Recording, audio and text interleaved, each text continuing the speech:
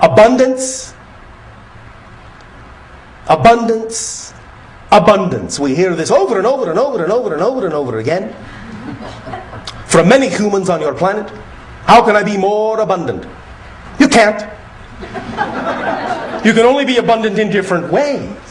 You are already as abundant as you will ever be. However, if you have a belief that you lack something, then what you have is an abundance of lack. So again, the issue is not, how do I learn to be abundant? The issue is, what am I defining abundance to be? Because you're always abundant in something. Always abundant in something. This is why we prefer to take the charge off the idea of what abundance needs to be represented by. It can be represented by many things, including money on your planet. There is nothing wrong with that. It is a symbol of exchange. It is a valid one, just like any other symbol. But the idea is it doesn't always have to be that form in order to represent abundance. Our definition of abundance is the ability to do what you need to do when you need to do it. Period! That's it. The ability to do what you need to do when you need to do it. Why do you care how it comes to you as long as you have the ability to do what you need to do when you need to do it? So the idea is to relax the need, to relax the insistence that it must come in a certain way, because paradoxically, when you actually insist that abundance can only be represented by one symbol, you actually close all the doors through which abundance could come in other forms. And so you're actually not being abundant at all, in the sense of feeling it or experiencing it in its widest possible format. The idea is that somebody could give you something. That's abundance. You could find something. That's abundance. It's all abundance. Let it come to you in whatever form works best. Let it come along the path of least resistance. For why should it be a struggle? To reflect the idea of the abundance of creation. There is enough. There is enough. There is enough for everyone. If there was not enough of whatever kind of abundance each of you needed to have, if there was not enough for you, believe me, you wouldn't exist. Because the universe, the creation, does not in that context make superfluous mistakes. It does not create more than it's capable of supporting. So if you exist, that means the universe is capable of supporting you, or you wouldn't exist. So why not give yourself the benefit of the doubt?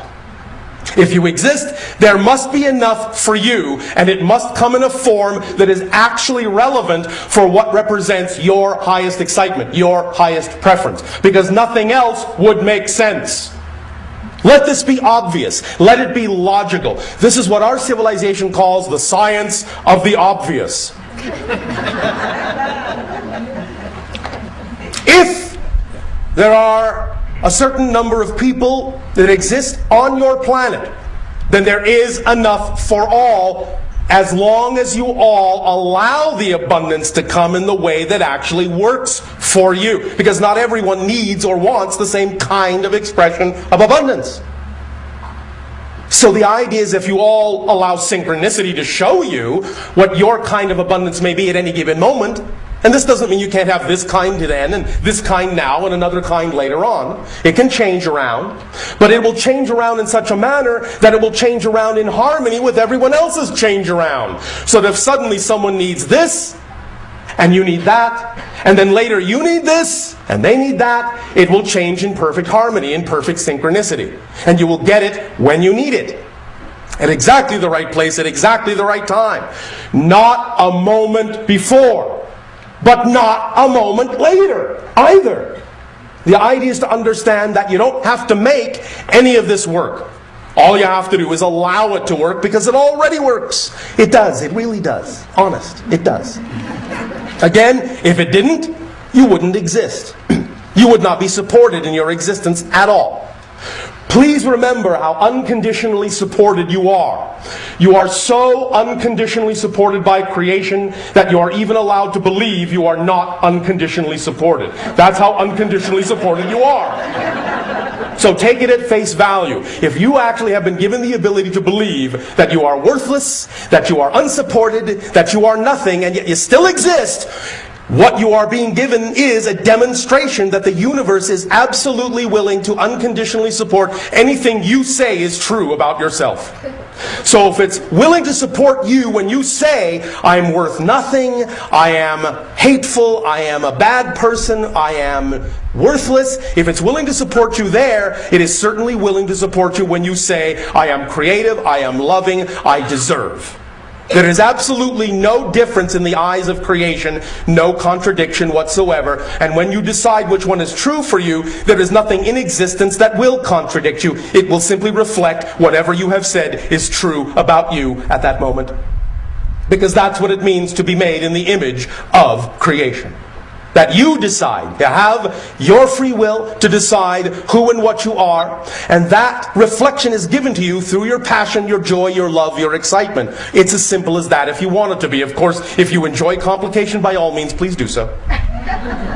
Because I don't want to take away your fun. And if you feel like struggling, if you feel like making an effort out of it, by all means do so. Because that's valid too. That's the point. It's all valid. And when it becomes all valid, when you do not judge this as being less than that, then paradoxically you will actually get what you prefer more often, because you are not focused on trying not to get that. The idea is that when every choice is equal, then it is easy to choose what you prefer. But if you are afraid of certain choices and devalue them, then you're actually devaluing a part of creation, and you will only get the reflection that you are devaluing a part of yourself. And therefore, you will be forced, in a sense, simply by the nature of existence, to focus on the thing you are devaluing, because that's where your focus is. You're putting undue energy on making it stand out in some way, shape, or form from the rest of the choices that you could make that are all equal. And any time you make something stand out, you're putting energy into it and saying, this needs to be bigger and more important than anything else. And therefore, whether positive or negative, it will be.